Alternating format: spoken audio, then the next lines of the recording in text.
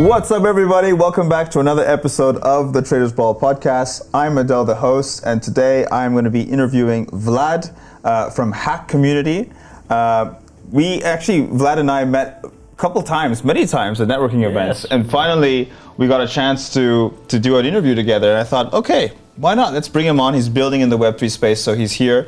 For those who are new, welcome. And for those who are already here, thank you for staying with us. We are a social media marketing agency or an education platform. We're always learning from other entrepreneurs and co-founders in the Web3 space who are building in blockchain. So with that said, I want to leave it to you to give it a little bit of an introduction about yourself.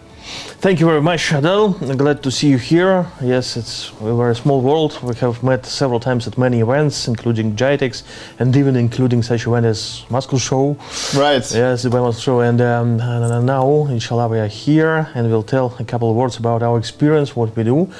So I am in crypto and blockchain from the year 2013. So I'm early adopter of this business, and we were the first who invented first crypto ATMs, and we have installed them in some European countries. And actually my background is related to everything which works with payment system, payment solutions, electronic top-up, and I was among the pioneers of this business in Russia. Then we moved to international business, and we've got payment solutions worldwide, including building white label payment system platforms, crypto wallets and digital wallets, and now we are launching our own green project. It is called Green Falcon. It is located here in the UAE, in Masdar city. We've got a company there named Malisa Software, and we developed a platform which provides an opportunity for any individual and business to make a carbon offsetting of his carbon footprint by paying some tips to nature. We've got such kind of equipment to read the QR code, to scan it, such kind of equipment for merchants. So this is B2B2C platform, so-called green payment system. And we will bring blockchain there to tokenize all those carbon offsets and carbon credits as some kind of NFTs, which will provide an opportunity for individuals to get some loyalty points from the green merchants. Wow, that's a lot on your plate right now. I want to break it down into small steps of what you're building one by one. So coming back to Hack Community, which is a crypto Muslim community, as I understand it. Yes, absolutely. What are you building with that first? Yes, Hack Community is a side project related to Hack blockchain of Islamic coin. We are early adopters of this great chain. We have developed some products and services there, helped with some fundraising and building community. So Hack meaning truth in Arabic. It's the community of all people who are both Muslims and who are in crypto, and so we support any kind of ethical project, not limited to Islamic coin, but it was the first which we decided to support. And our community in several countries, around 100,000 people on Telegram. And they all invest in crypto, which is Sharia compliant, which is sustainable, which is ethical, and which is bringing a real value to the Muslim community and to the world as a whole. That's really cool. And how can I get involved? Like, if I were to get involved in this community, what's the onboarding process like? We are now forming kind of decentralized autonomous organization, DAO. Perhaps we will onboard it in ADGM. I'm talking to ADGM now. They've got frameworks to making a legal DAO community there. So you can onboard to that community, become member of it, and take part in governments and to take part in getting involved into good projects which are launching upon this community, including our Green Falcon blockchain, which is green sustainable blockchain for ESG projects. Interesting. Okay. Well, I'm glad this is the first Islamic Sharia compliant crypto project I've heard of. And I would love to know more. What makes it Sharia? What is the meaning behind Sharia compliant? Means that there are no prohibited things like riba, so there is no interest rate, there are no futures, there is no gambling, no betting, no forbidden things in Islam. So it is onboarding only good Sharia compliant projects which are compatible with Sharia law. Got it. I see. Wow. Okay. Well, that's pretty cool. I see that the community is growing, and you said like lots of people are there. 100,000 members, you said? More than 100,000 members in many countries. There is an international English chat, there is Indonesian chat, Turkish chat, Malaysian chat, and Russian chat, Kazakhstan and Uzbekistan. Those are among the most active communities. It's interesting. But did you start this because of your personal faith as well in Islam? Yes, actually, when I started studying Islamic finance and Islam, I found lots of interesting things there, which are justice and fair. And I think that Islamic finance is the only entity which will save our world from huge collapse, like from crises which are always happening in the traditional Anglo-Saxon banking community because of riba, because of lots of derivatives, because of financial bubbles related to riba, etc. So Islamic finance, they are more conservative, they are not bringing so lots of hype to the financial ecosystem, but they are bringing real value to the projects, and they are asset backed by real projects like gold, silver, and any other good, interesting projects like Murabba, Adels, etc. And so I think it is justice and fair economic and financial system. And just off the back of that, is Hack does Hack have its own coin? And if it does, is it backed by anything? Actually, we built it our coin on the top of Hack blockchain of Islamic coin, so we build it upon it as layer 2 solution. No, it's not asset backed by anything. It's just like the same like with in case of Ethereum, like gas. And we will be bringing projects which will be asset backed by carbon credits. I see. Like for example, to this green project, and it will have backing by real world assets like carbon credit. It is already a huge market, around $5 trillion. We will also bring some golden coins there. I'll show you some sample. We are already launching it.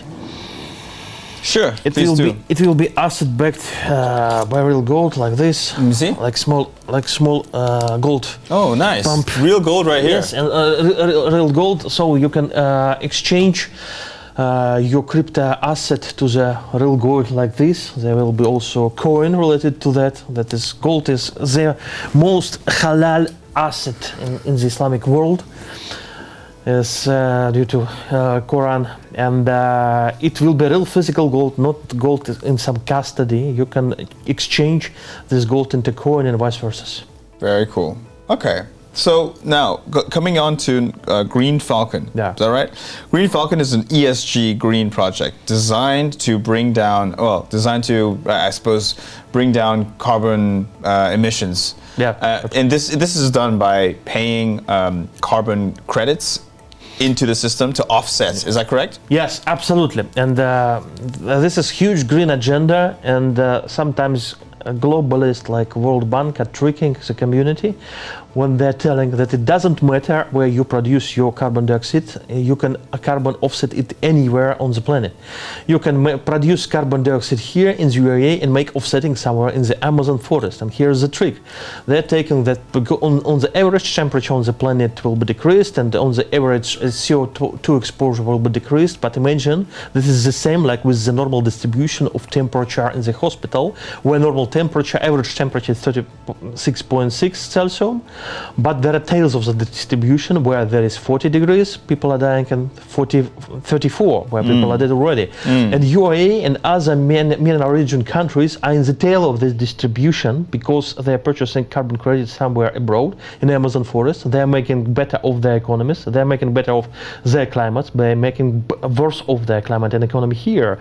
And we are changing the system by actually deleting the middleman as carbon credit broker in this system, and working directly with carbon offsetting projects like mangrove trees in the UAE. So each of the person like you and me who is aware of climate change can pay some tips to nature, we call it green tips, and offset his carbon footprint by investing into mangrove trees here in the UAE and making air quality better. We are all paying tips to nature, to waiters. Why not to pay some tips to nature, which is our best waiter? And these points will be tokenized as some NFTs, which will provide an opportunity to get discounts within the ecosystem from green merchants who are participating in this ecosystem and in this platform.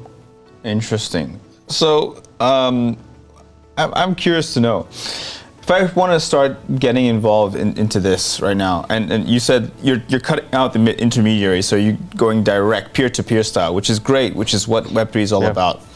I'm just wondering, once you pay your money, to offset, where does the money go to? This money goes directly to those projects who make carbon offsets, like mangrove trees. You can see in your dashboard the mangrove under your own name and how much CO2 it is absorbing. So you will see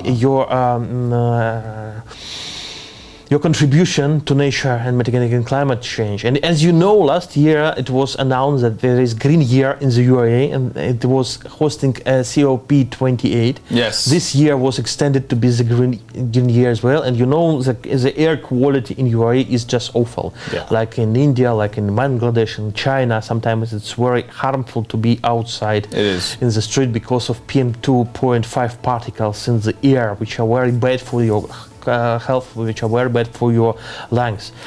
And all the governments will be engaging those B2B2C projects like our project to engage individuals into these projects of offsetting, because there are no so much resources in the budgets of the governments to pay for all CO2 compensation. That is why they're interested to grow the nation of green aware individuals who are caring about the nature, who are caring about their future, who are caring about the earth. And they will provide some grants, some subsidies, inshallah, to such kind of projects. And people who will be engaged into this process, they will get some discounts in some green shops. So they will have kind of indirect monetization, so to say. Because one day, in any case, we will come to obligatory carbon offsetting, to carbon tax. In some European countries, there is already carbon tax implied on consumption. For example, in Canada, there is 2% restaurant tax just implied on your consumption. And you see just carbon tax, that is all. That's it? Yes, no transparency. You don't see where money goes. You don't see sources and uses of your funds. In our case, all the participants will be on chain. All the money will be transparent. You will see how much money we take, how much money we grant to the green project, and how much money we keep is our fee, is our commission for organization of this project. So it's mainly related to green charity, so to say, but it is related to people who care about the nature. And governments then can provide some grants and some free credits to such green organizations, which will grant their customers for granting the nature. So it's a win-win model where all people care. So sharing is caring, so to say. This is a big philosophical point of this project, and we are going to launch it worldwide. We are also launching it in Singapore and Malaysia, in Indonesia, and in Russia as well. Interesting. So I like the idea that you said what you're bringing, you're solving the idea of the untransparency of governments. When you pay this tax, you don't know where it actually goes. It's just a tax imposed on you, and you have to pay it. And it's just making the middle class stay in the middle class, and those below the upper class will just, the division is just, the gap is just bigger and bigger. Tax paying, I understand, is a good thing, but we never really know where our tax money goes. It's true. And absolutely. I believe the blockchain, which many projects have come up with using it now, is helping with that transparency issue. So with Green Falcon, you're telling me that I will always know where my money is going when I pay my offset my credits. Absolutely true. publicly auditable on the blockchain, in the blockchain explorer up to any fields of Satoshi. You see where money goes and what is your impact upon the nature, upon the climate. And you've got loyalty points, which green merchants will accept as means of payment for their goods and services. So once I pay it, I'm just curious, with all these, there are many green projects. How do all the green projects compete to get this payment? They compete to get this payment just by how they show how transparent they are. So they will compete for your grants, for your money. Certainly, we will go to a marketplace for several projects. What is most important, for UAE, there will be local projects for UAE, for Malaysia in Malaysia, for Indonesia in Indonesia. So there will be no such a phenomenon as greenwashing. That is why carbon credit market is supposed to be a fraud in intransparency. There's lots of greenwashing, so to say. In our case, money will not leave the economy. They will stay in the economy, inside the economy. You don't need to pay money to some trees in Africa if you're living in UAE. You need to pay money and keep money in the local economy and making a local economy greener and better. That's simple as that. And also there will be secondary market for all those tokenized carbon credits, so someone can purchase them at the decentralized exchange or in some DeFi protocols or whatsoever. So they will bring all those tokenized carbon credits from many countries all together to our engine, such that there will be a secondary market for them as well. This is a huge market, as a big agenda already, around $5 trillion. $5 trillion, yeah. Wow. So I guess going forward, with ESG being a very green and health promoting for the Earth project, where do you see the involvement of tokens playing here? So tokens are a great concept. You tokenize. Are you doing anything with real world assets? Yes, as I mentioned, we are going to to do it with gold. With gold? Yes, it is already on the middle stage. Soon we will introduce it. It can be used already. And also we are considering also tokenization of real estate. So you can tokenize square meter in some off-plan in UAE. If you're unable to purchase the whole apartment, and then can you benefit from that? This will bring more money and more liquidity to the industry. Tokenized real estate is one of the best applications of real world asset tokenization as well. And are you open to using other forms of emerging technology such as AI into the blockchain? Yes, absolutely. We are studying AI as well, and perhaps we will implement Falcon AI platform, which is UAE based, which is developed by G42, and it is also based in Masdar city. We are now studying it, and we will implement it into our products, including carbon offsetting, and it will be used in order to predict your CO2 production according to your consumption, to your consumption data and your behavioral patterns and consumption. I'm curious, how can it measure the CO2 consumption? It's very complicated but very measurable task actually, because CO2 consumption of any goods and services can vary depending upon whether it is local or it is imported. So there is need to be a huge job to be done, and mainly locally. I make an emphasis that it must be done locally without global international institutions, because there's lots of fraud in intransparency with them. Take a case of 1 year ago. There was a case with biggest American verifier of carbon credits named Vera.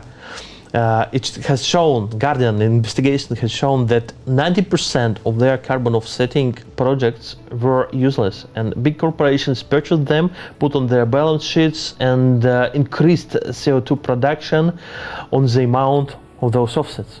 And there were no really forests.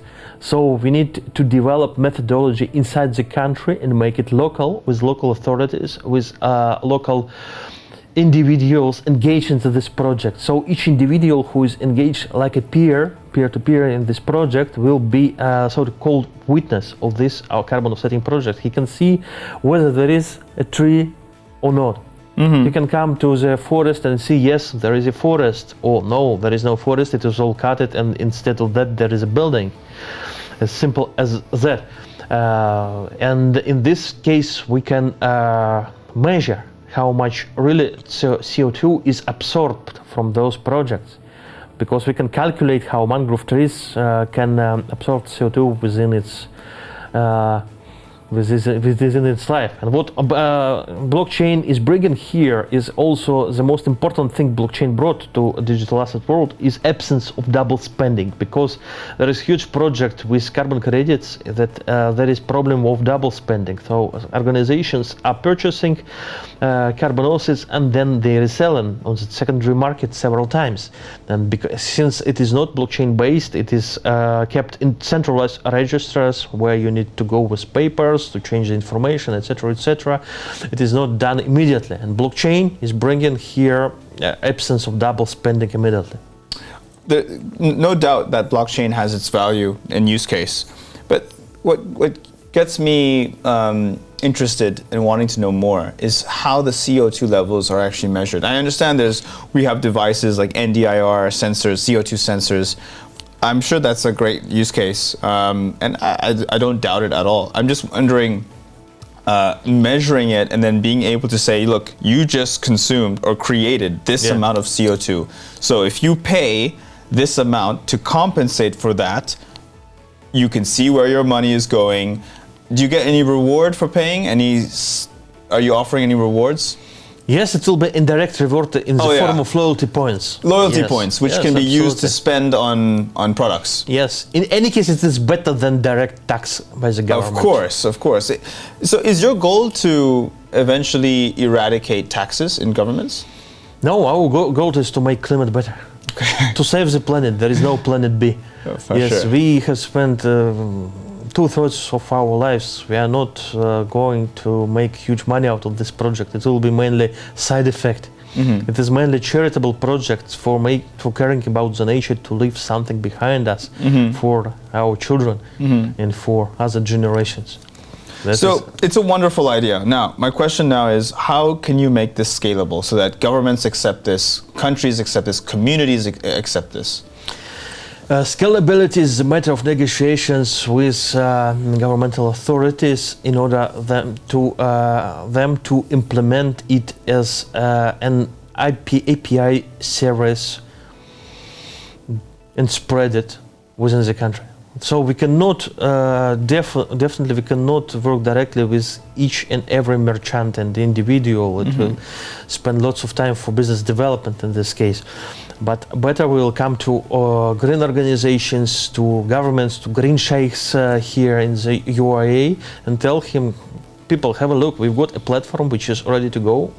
Provide us some kind of support for implementation of that, and we can make connection with any cash desk, with any APIs, with any softwares, with any ERMs, CRMs, etc. So we will rather building a green protocol of carbon credits offsetting, which can be implemented in any device and in any software platform. So certainly there must be lots of GR and PR work in this environment. That is why we opened our company in Masdar city, which is supposed to be green city and carbon neutral. And Masdar is developing very rapidly. They are very interested in our project as well. And first pilots, first MVPs will be launched in Masdar city, in some shops and some retail shops and cafes there. Then we will come to the next level, come to green sheikhs and to ADNOC, whose president was the president of COP28, and will discuss this great green agenda to implement it everywhere. Because just imagine, you can offset your carbon footprint of any of your Karim trips. Oh yes. You can choose green tariff. You pay some 5 dirhams more, but you understand that you offset your trip, and it is green. Are you a proponent of Tesla and electrical vehicles? Actually, not too much, because there is lots of tricks behind Tesla. Because actually, production of Tesla and production of their accumulators is much more toxic for the planet than traditional vehicles. Oh, really? Yes. Oh, because it requires more work. Absolutely, it requires more work because of those figures they put behind the scene. Moreover, Tesla is much more dangerous than traditional vehicles. If by accident you have something with your Tesla, that there is no chance to get out of that. Oh, really? Yes, it explodes immediately. Oh, it explodes? Yes, in seconds, and you will spend lots of effort to stop it. Oh, I see. So Tesla is quite a tricky and not very transparent idea. Those accumulators are very hard to make utilization of them, only to put them somewhere to cosmos, because if they are utilized somewhere in soil, then just one accumulator can damage millions of liters of water. But say as a side-by-side comparison to a normal sedan, does it consume less energy and output less carbon to the air? Certainly, when you are on the trip of electric vehicle, you produce much less carbon on the way. But you must understand that its initial carbon footprint is already huge. Yeah, and also another thing, even when you're charging it with electricity, right? The electricity is still coming from oil. Is that not correct? Am I not mistaken? Not always. Now there are lots of renewables also. Yes, electricity has definitely also its carbon footprint. It varies from country to country. Some countries produce electricity out of coal. Yes, coal. That's oil. another one. Yes, but many countries are moving to renewables like wind energy, like water energy, like solar power, which is very well spread here in the UAE, in Masdar city, for example. So it has some carbon footprint. But initial carbon footprint of Tesla car is already huge. To make a comparison of how much you produce carbon footprint with a traditional car compared to Tesla. Perhaps the ideal car or the ideal vehicle would be solar powered. I agree with you. Yes. For it to get to that stage, I think we're still a long way away. One day it will come. One day will come. And here is AI, which will be implemented the best actually. Actually, crypto market now is at the same level than it was several years ago. No huge breakthroughs. Pumps and downs, winter season and summer season, that is all. It's just speculative asset. But when AI will be mass adopted, then crypto will come to the scene. Like Vitalik Buterin has mentioned in his initial white paper back to the year 2015, that imagine the situation when you're going on your electric car and it is understanding by its AI that it is out of electricity. It pays with Ethereum on the blockchain for electricity charging wirelessly when you are standing at some crossroad, and it is done seamlessly. You're not doing anything, you're not clicking any buttons. Your Tesla decides itself how much electricity to consume via smart contracts. Oh, wow. He wrote about this in the year 2015 already, and the future is coming here, because we had some pilot projects related to energy where smart contracts, energetic company can purchase excess of electricity from alternative generation. So there is alternative generation, wind generation and solar generation by farmers or just by household, and household can can sell the excess of their electricity back to the central operator of electricity. It can be powered by smart contracts and being powered by auctions. So their authority, which is distributing electricity, can put quotes for the electricity to the blockchain and to the smart contract, and household will sell it depending whether they need electricity access or not. Interesting. So here will come the future. Here blockchain and crypto will be used in the best way, like Ethereum and IOTA and others. But you must mention one thing. Why do they need crypto for that? Why not to use CBDC?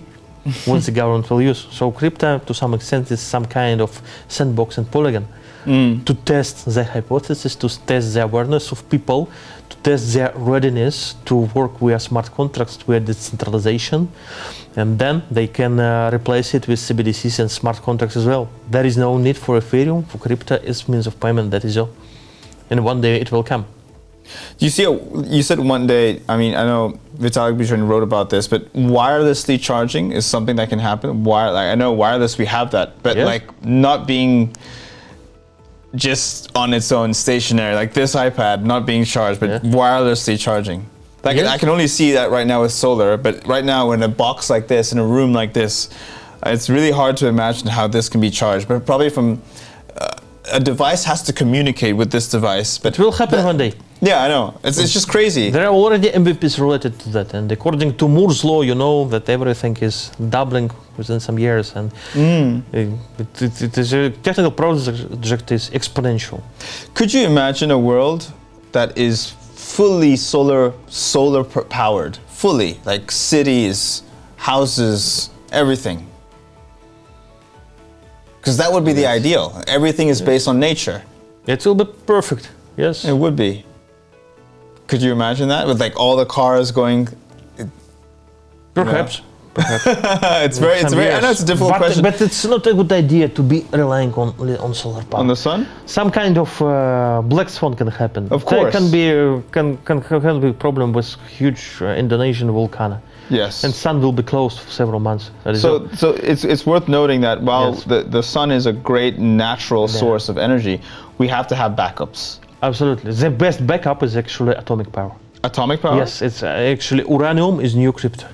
Oh, really? Uranium is new Bitcoin. I've got a small private hedge fund related to money management, and now we are reallocating our funds from crypto to traditional markets related to commodities, goods, and services. Oh. The new era of commodities, of hard commodities, is coming, and it will replace crypto hype. Uranium will triple. Really? It will bring. Could you explain what is uranium? Uranium is a source which is used for producing nuclear power. Nuclear power. Yes, and there is a new trend related to portable nuclear gadgets. That any data center in the future will have their own nuclear power station. Mm-hmm. It will not be huge. It will be mobile. It will be mobile like a suitcase. And there are companies which are producing it already, and we are searching for such company and purchasing their shares. I think this is new Bitcoin. And due to huge development of artificial intelligence, which is consuming lots of power, and this trend is inevitable. So will be huge demand for nuclear power, which is the most efficient. Now many countries have prohibited selling their uranium to the open markets. Russia, Kazakhstan are among the biggest countries, and U.S. government is talking about nuclear agenda inside the country is the most strategic one. Mm-hmm. So nuclear power, I would imagine now the world to working on nuclear power rather on solar power. Solar power is not efficient, and you'll spend lots of years to make a positive return on your investment, starting from 30 years and more. It requires huge of capital expenditure. It's not very much efficient. Lots of hype around the solar power. Nuclear power is a hard asset, which is here and now, and it is predictable, and it's very cheap. It's very affordable. Oh, interesting. Uranium can be. How can uranium be mined? Is it mineable? It's mineable. It's mineable in Russia, in Kazakhstan, in Africa, in China. Wow. In Argentina, in Central America, in Brazil. So where is it located? I never actually asked this. Where is uranium actually located? Like in terms of when it comes to mining it? In soil and mountains. Mountains? Yes, and then soil. So there are uranium mines. So a bit like gold. Yes. But right, it's like gold. Yes, it's like gold mining. But it's a depleting resource, isn't it? Absolutely. Because there's only there is lots of uranium in this space. maybe one day NASA will find some uranium on Mars, and the hype for uranium on the planet Earth will be over. But it will take lots of years. There is huge amounts of uranium on other planets, including Wow, wow. Okay, no, I learned something new. Uranium, for sure, should be the next gold, or should be next to gold in terms of the rankings. It is Bitcoin. All right, because we talked also, not on this podcast, but on others I've spoken with, the petrodollar, the petrodollar, like petrol and gas is another, you could say commodity, but that's a store of value. Because there's only a finite amount of petrol in the world and oil. Yep. So purchasing oil, purchasing Bitcoin, these are the sort of products you want in your portfolio. Now, uranium, I would add that to that list. Absolutely. It's a must-have. Yeah. I think this is a very interesting topic, uranium. Nuclear power, though, in terms of the building of the nuclear plant, isn't that very resource intensive? Yes, it's absolutely resource intensive, but when I'm talking about mass adoption of nuclear power, I'm talking about mobile reactors. Mobile reactors? Yes, you don't need to build a big plant. Oh. If you've got a data center, there is a mobile reactor like this room. Really? How does it work? How does it work? It's enough. So you build a room like this. Yes. And how does that bring about energy? Some kind of reactions are going permanently inside it. Oh, is it? Yes, absolutely. Okay. Wow. Is it infinite or no? It's finite. It's finite, of course. Finite. Wow. Okay. I've got a lot to research about uranium and nuclear. Definitely, there should be a round 2 for this conversation, but we do have to wrap up. I do want to come back to Falcon, Green Falcon. Yeah. For the rest of this year, we're now in like June, so we got another 6 months until 2025. Can't believe it. What are some plans that you have in the pipeline for the growth of Green Falcon? We are now starting some events and some activities related to marketing of this project. We will publish green paper. We call it green paper, not white paper, including technical paper. And we are starting crowdfunding for this project. We have spent and invested some of our own funds into this project. What is most important, we are going not just with website and landing and the white paper like many crypto projects and with some ideas, but we are coming with a ready to implement it to go project, which exists as a payment system within already 10 years. So it is tested, it is scalable, and we are starting to raise some funds for this project, some liquidity, and till the end of the year we will finalize that and we'll launch our own blockchain platform and all the dashboards and start implementing first use cases. First use cases will come this summer already. Okay, wow, looking forward to it. Yeah. Vlad, I wish you all the best. Any way we can help in terms of the meetups, the marketing side of things, Great. I'm your man. Thank you very much. But for now, thank you so much for your time. You're welcome. Everybody, thank you so much for watching and staying with us. Do check out Vlad's website and his company, Green Falcon. I will leave all the links in the description. Do check them out. But for now, I hope you found this insightful, and we will see you next time. Cheers. Thank you. Thank you so much.